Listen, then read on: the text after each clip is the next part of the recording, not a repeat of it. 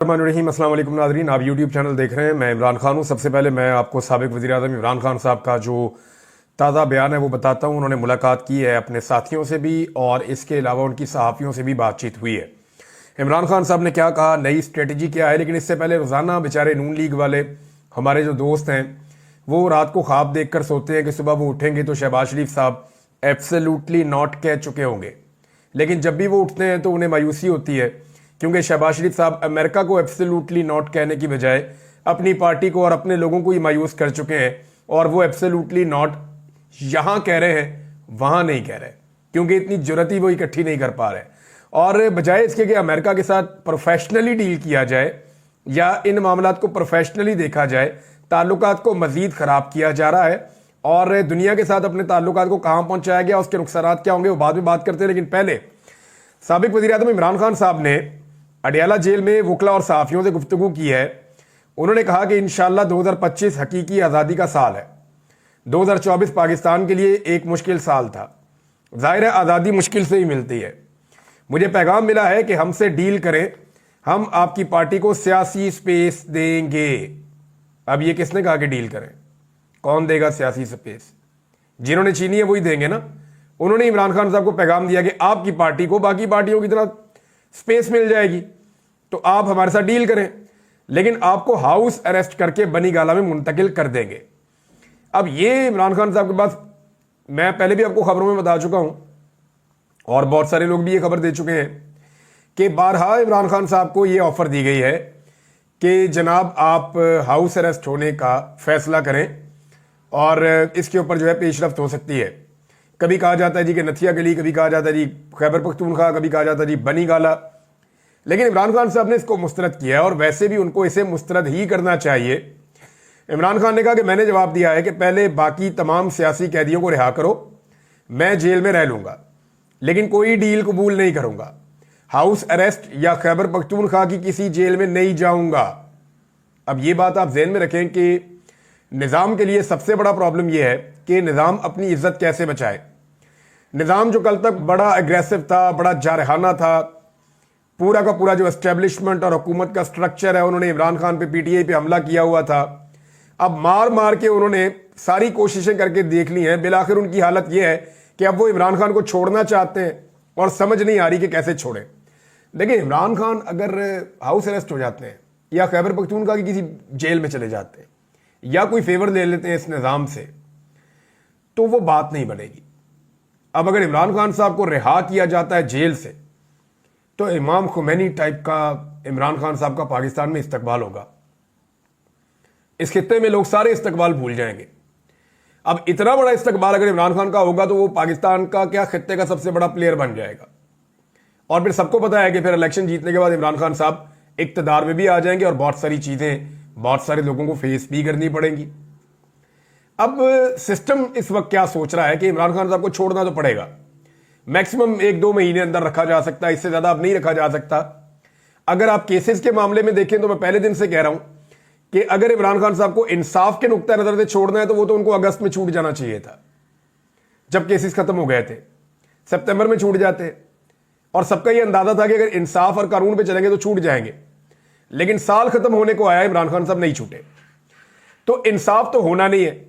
अब मामला आ गया इस बात पे कि दबाव कितना पड़ता, तो दबाव इस हुकूमत के ऊपर बहुत ज्यादा पड़ गया है। फरवरी से ऑनवर्ड एक बहुत बड़ा दबाव मजीद आएगा, वो मैं आपको आगे चल के और वीलॉग्स में बताऊंगा। अब मामला यह है कि निजाम इमरान खान को छोड़ना चाहता है, लेकिन ऐसे कि इमरान खान साहब का असर कम हो।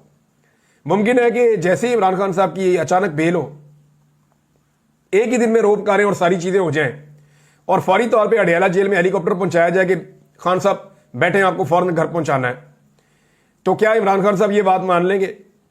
तो इमरान खान साहब के सामने बहुत सारी ऑप्शंस रखी जा रही हैं, उनके साथियों को भी एंगेज किया जा रहा है। पूरा सिस्टम ये सोच रहा है कि एक आदमी का कद हमने इतना बड़ा कर दिया है कि हम सारे इसके सामने बोने बन गए छोटे छोटे, चाहे वो इदारों में बैठी हुई शख्सियात हैं, चाहे वो हुकूमतों में बैठी हुई शख्सियात हैं, चाहे वो पाकिस्तान के अंदर या बाहर बैठी हुई शख्सियात हैं, वो सब इमरान खान के सामने अपने आप को अब बोना समझते हैं। इतना बड़ा कद अल्लाह ताला ने इमरान खान को दे दिया और इमरान खान ने इस्तकामत के साथ अल्लाह ताला से यह तोहफा हासिल किया है। अब आगे इमरान खान साहब कह रहे हैं कि अपनी कौम से कहता हूं कि आपने घबराना नहीं है, आपका कप्तान डटा हुआ है। मैं अपने समंदर पार पाकिस्तानियों से कहूंगा कि तरसीलात ज़र के बाइकआउट की मुहिम में शामिल हों।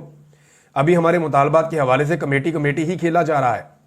ताहम अगर मुज़ाकरात से मुस्बत नताइज आए तो तरसीलात ज़र के बाइकआउट की मुहिम रोक दी जाएगी। ये हकीकी आज़ादी और जमहूरियत की बहाली के लिए एक एहतजाज है। अगर कानून की हुक्मरानी होती तो मुल्क में सरमायाकारी आती और मईशत संभल जाती, मगर इस पर कोई तवज्जो नहीं दी गई।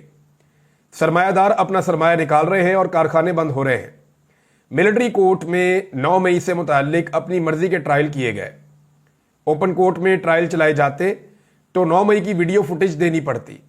18 मार्च 2023 को मेरे ऊपर जुडिशल कम्प्लेक्स इस्लामाबाद में हमले की वीडियो का रिकॉर्ड दानिस्ता तौर पर गायब कर दिया गया। शफाफ ट्रायल शहरियों का बुनियादी हक है। फौजी अदालतों में मुकदमात चलाने से शहरियों के बुनियादी हकूक सलब हुए और बैनुल अक़वामी सतह पर पाकिस्तान की शदीद सुबकी हुई है। आईनी अदालत इसलिए बनाई गई है ताकि कादी फायद ईसा की तरह ही उनसे काम लिया जा सके। खुफिया इदारों का असल काम सरहदों का तहफ़्फ़ुज़ और दहशतगर्दी से बचाव है। अगर वो पॉलिटिकल इंजीनियरिंग और तहरीक इंसाफ को तोड़ने में ही लगे रहेंगे तो सरहदों का तहफ़्फ़ुज़ कौन करेगा? अपनी पॉलिसी का दोबारा जायजा लें। अफगानिस्तान पर 2 दफ़ा बमबारी की गई है। पहले दावा किया गया था कि महाजरीन को ज़बरदस्ती वापस भेजने से दहशतगर्दी कम होगी, मगर इस तरीक़ाकार से नफरत मजीद बढ़ी है जो इलाकाई अमन व अमान के लिए ठीक नहीं है। बिलावल जब वज़ीर ख़ारजा बना तो एक बार भी अफगानिस्तान नहीं गया, जो कि एक तरजीह होना चाहिए था। मैंने जनरल बाजवा से भी कहा था कि अफगानिस्तान से अमरीकी इनखला के बाद हालात ऐसे नहीं हैं कि ISI चीफ जनरल फैद हमीद को फौरी तौर पर तब्दील किया जाए, लेकिन वो सारे फैसले पाकिस्तान की बजाय अपनी तौसी के मनसूबे के लिए कर रहा था, जिसका पाकिस्तान को नुकसान हुआ और दहशतगर्दी में इजाफा हुआ। ये इमरान खान का स्टेटमेंट है। उनकी पार्टी के लोग जो उन्हें मिलकर आए, मुज़ाकराती कमेटी जो है उसको इजाज़त दी गई। ऐसा माजी में कभी नहीं हुआ। अब जो कमेटी है वो पूरी की पूरी गई, जाकर उन्होंने इमरान खान साहब से मुलाकात की। इसका मतलब है निज़ाम को इस बात की समझ आ गई है कि इमरान खान को मजीद अब अंदर रखना उनके बस में नहीं है। अब वो कोई ना कोई रास्ता निकाल रहे हैं कि इमरान खान को स्मूथ तरीके से बाहर निकाला जाए, जिसमें जो मौजूदा पॉलिटिकल पार्टीज जिनको इक़्तिदार में ज़बरदस्ती बिठाया गया है उन्हें, और जो पाकिस्तान की एस्टेब्लिशमेंट है उन्हें कम से कम डैमेज और नुकसान हो, और इमरान खान साहब को किसी ऐसी बात पर लाया जाए जिसमें कुछ ना कुछ करके उन्हें भी कुछ ना कुछ मिल जाए, यानी जो इमरान खान के पॉलिटिकल अपोनेंट हैं वो ज्यादा अदम तहफ़्फ़ुज़ का शिकार ना हो। इन लोगों ने बाहर आके जो 2 बड़ी अहम बातें बताई, उनमें एक तो यह है कि इमरान खान ने अपने ऊपर होने वाले कातलाना हमले और जो उनके साथ रवा रखे जाने वाला बदतरीन सलूक है उसके लिए इमरान खान ने आम माफी का ऐलान किया है, लेकिन for the sake of Pakistan. अगर पाकिस्तान के लिए कोई आगे बढ़ता है तो इमरान खान के साथ जो जाती तौर पे हुआ उसे इमरान खान माफ कर देंगे। वैसे बहुत बड़ा दिल है इमरान खान का, इद्दत जैसा घटिया केस बनाया है, बहुत बड़ा दिल है इमरान खान का। उन्हें गद्दार डिक्लेयर किया गया, उनके ऊपर कातलाना हमले 1 दफ़ा नहीं 2 मरतबा नहीं 3 मरतबा हुए। ये सब कुछ होने के बावजूद इमरान खान साहब ने माफ करने का ऐलान कर दिया कि पाकिस्तान की खातिर मैं आम माफी का ऐलान करता हूं। 31 जनवरी तक ये मुज़ाकरात मंतकी अंजाम तक पहुंचाना होंगे, डेडलाइन इमरान खान साहब ने दे दी, लेकिन उसके बाद फिर चीज़ें बहुत तेज़ हो जाएंगी। तो 31 तारीख की जो डेडलाइन है वो भी इमरान खान साहब की तरफ आना, उनकी जानिब से सामने आ जाना, ये एक बड़ी अहम डेवलपमेंट है। अच्छा जी, एक डेवलपमेंट और है, ये बहुत इंपॉर्टेंट है, और ये डेवलपमेंट है जो फौजी अदालतें हैं उन्होंने पहले 20 सजाएं फिर 25 सजाएं यानी 55 सजाएं पहले दी थी और अब 60 सजाएं मजीद दे दी हैं। और ये मुझे ऐसा लगता है कि बड़ी उजलत में बहुत जल्दी जल्दी हुआ है।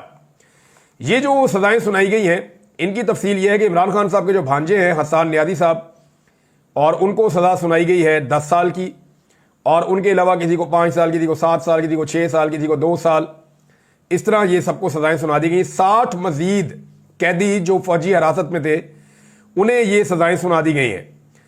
अब मामला ये है कि फौजी अदालतों की सजाएं पूरी दुनिया के अंदर नहीं मानी जाती, यानी कोई इदारा कैसे सिविलियंस को सजा दे सकता है। पाकिस्तान का जो सबसे मजबूत और सुप्रीम इदारा है वो पार्लियामेंट है। पार्लियामेंट के पास ये इख्तियार नहीं है कि वो किसी को सजा सुना सके, तो फिर एक इदारा फौज कैसे सजा सुना सकता है? यानी इस तरह तो अगर पुलिस के साथ कोई बंदा ज्यादती करे या पुलिस का कोई मामला है तो पुलिस भी अपनी निजी अदालत बना दे और ये कहे कि जनाब हम यहां पे सजा देंगे।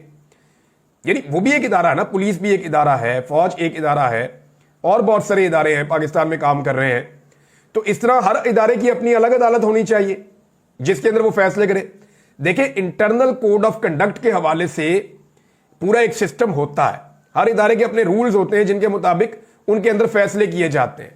और वो ट्रिब्यूनल्स बनते हैं, बाद औक़ात अदालतें बनती हैं, हर एक का अलग अलग नाम होता है। लेकिन ये नहीं हो सकता कि फौजी अदालतें सिविलियंस को सजाएं दें, और ये जो लोग इसकी आज हमायत कर रहे हैं ये लोग कल सर पकड़ के रोएंगे और ये परेशान हो जाएंगे कि हमने किस चीज़ की माजी में हमायत की थी। ये हमायत इनको बिल्कुल नहीं करनी चाहिए। यानी कोई भी इदारा किसी चीज़ की लपेट में आए तो क्या वो अपनी मतवाजी अदालत कायम कर देगा? अब ये मामला जाएगा नॉर्मल कोर्ट्स के अंदर, तो वहां ये मामला उठ जाएगा। उसकी वजह यह है कि आम जुडिशरी ऐसी किसी भी अदालत को अपने लिए भी एक चैलेंज समझती है और ये सजाएं वहां पे बरकरार नहीं रह पाएंगी। और एक जो शुनीद है, क्योंकि सिद्दीक जान साहब ने यह खबर दी और उससे पहले मैं इस खदशे का इजहार कर चुका हूं, या मैं ये बात पहले बता चुका हूं कि हुकूमत के अंदर ये सोच है, क्योंकि जितना आलमी प्रेशर आ रहा है यूरोपीय यूनियन का, अमेरिका का, बरतानिया का, अक़वाम मुत्तहिदा का, और जितना मगरिब से प्रेशर आ रहा है इन फौजी अदालतों के फैसलों को लेकर, आपकी दो चीज़ें खतरे में है ना। एक आपकी जो तीन चीज़ें एक्चुअली खतरे में है, IMF की डील आपकी खतरे में है अगर आप ये करते रहेंगे। दूसरा, आपके ऊपर दिफाई नुक्ता नज़र से पाबंदियां लग सकती हैं। और तीसरा, GSP+ स्टेटस जो है वो भी आपका खतरे में हो सकता है। और इसके इशारे बैरून मुल्क से आ रहे हैं।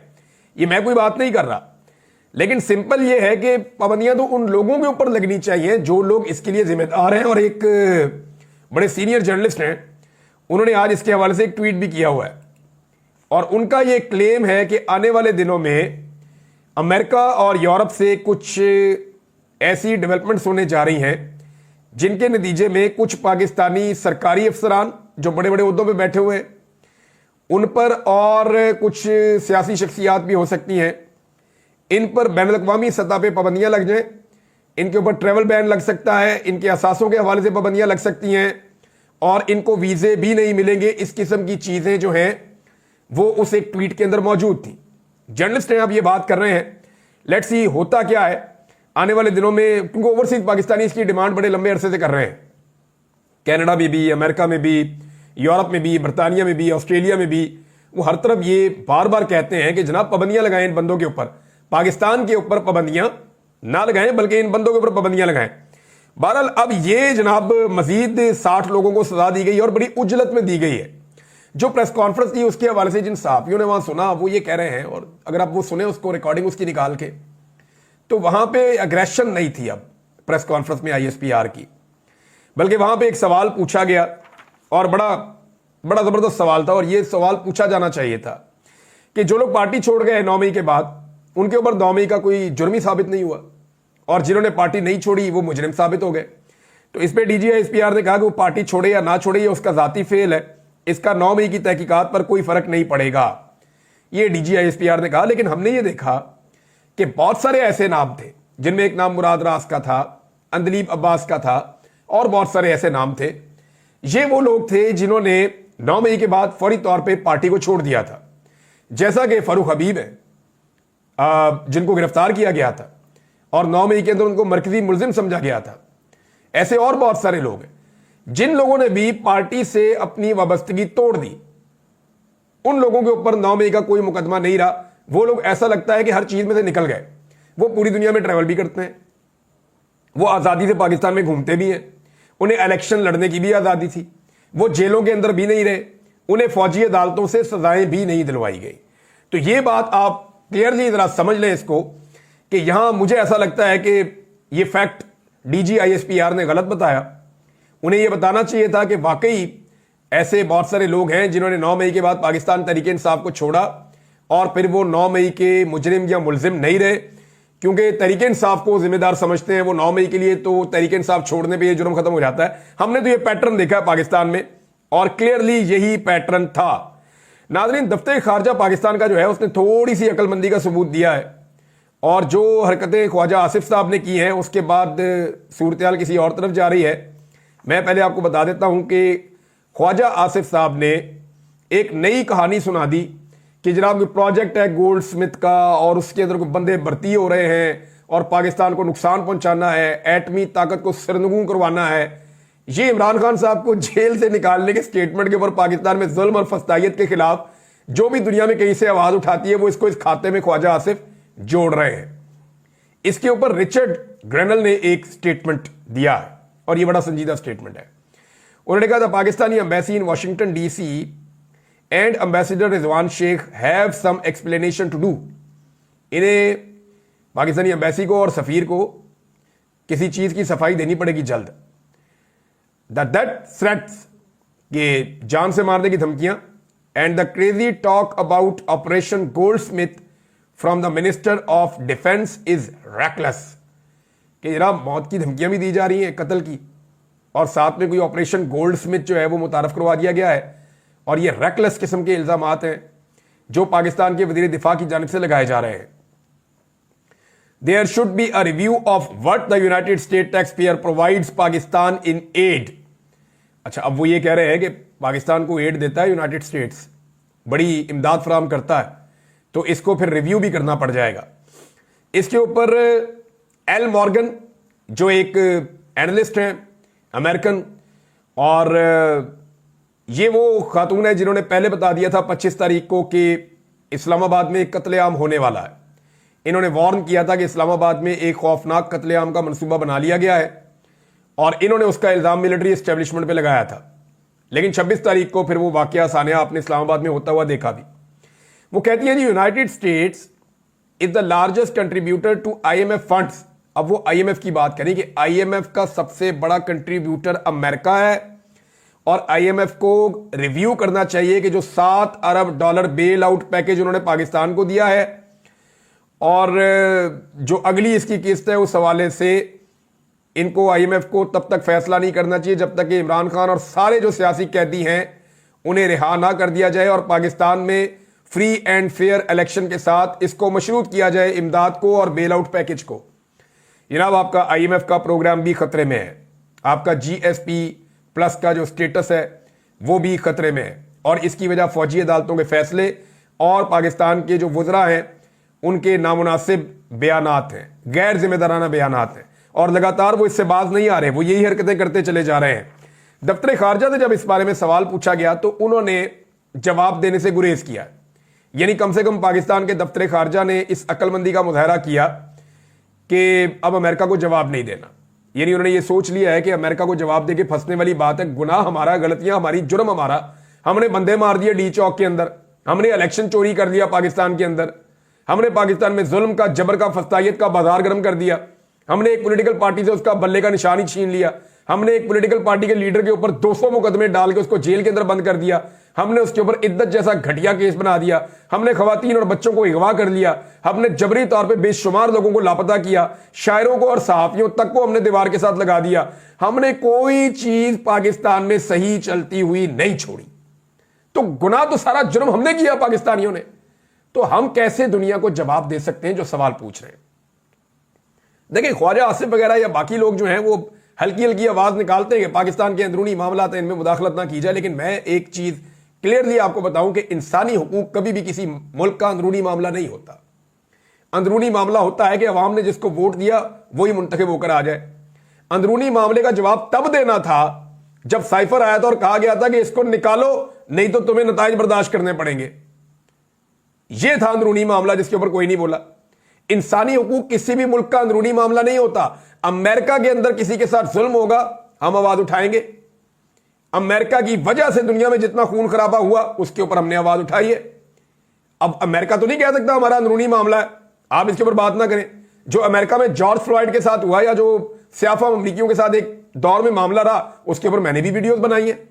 हम कर सकते हैं, गजा के ऊपर बात कर सकते हैं, शाम के ऊपर बात कर सकते हैं, इराक के ऊपर हम बात करते हैं, अफगानिस्तान के ऊपर हम बात करते हैं, कश्मीर के ऊपर हम बात करते हैं, म्यांमार के ऊपर हम बात करते हैं। तो पूरी दुनिया में जहां पे भी जुल्म और जबर होता है उसके ऊपर हम बात करते हैं।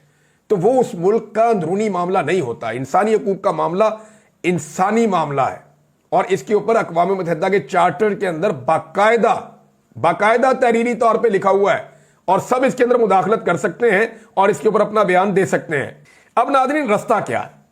रास्ता यह है कि कुछ भी करके आलमी सतह पे मामला संभालना है ना, और दूसरा इदारे के अंदर एक बयानिया भी बन जाएगा। पाकिस्तान के अंदर देखें जी, हमारे जो मुजरिम उनको सजाएं नहीं हुई, लेकिन बयानिया पाकिस्तान में वही बनना है जो इमरान खान ने बनाना है। इस वक्त चीजें उनके कंट्रोल में, आप जो मर्जी कर लें। लेकिन अब एक ऑप्शन है, इस पर गौर किया जा रहा है। सिद्दीक जान ने भी कहा था, मैंने थोड़े दिन पहले आपको बताया भी था कि हुकूमत गौर कर रही है कि जो आईनी बेंच है उसके जरिए से फौजी अदालतों वाला मामला ही खत्म कर दिया जाए, ताकि ना रहेगा बांस और ना बजेगी बांसुरी। कुछ टाउट टाइप के लोग ये कह रहे थे कि उम्र कैद हो जाएगी, फांसियां हो जाएगी, लेकिन ऐसा कुछ नहीं हुआ। 105 बंदे थे, 105 को ही सजा सुना दी गई है। यानी ऐसी 100% फौजी अदालतों ने सजाएं सुनाई है, एक बंदा जो है वो बेगुनाह नहीं निकला। अब आप अंदाजा करें, तो दुनिया ऐसे फैसलों को इंसाफ तो नहीं मानती ना। हम अपने आप को अलग तो नहीं रख सकते ना दुनिया से, दुनिया में ही रहते हैं, दुनिया में ही जीते हैं, दुनिया के साथ ही ट्रेड करते हैं। तो दुनिया हमें किस तरह के मुल्क के तौर पे जानेगी कि यहां पे आज भी फौजी अदालतों के अंदर सिविलियंस को ट्रायल देके 105 में 105 बंदे ही फारिग कर दिए, सबको सजा दे दी गई है। तो पाकिस्तान एक बनाना रिपब्लिक का तासुर जाता है पूरी दुनिया में, जो नहीं जाना चाहिए। अब तक इतनी, अपना ख्याल रखिएगा, अपने चैनल का भी। अल्लाह हाफिज।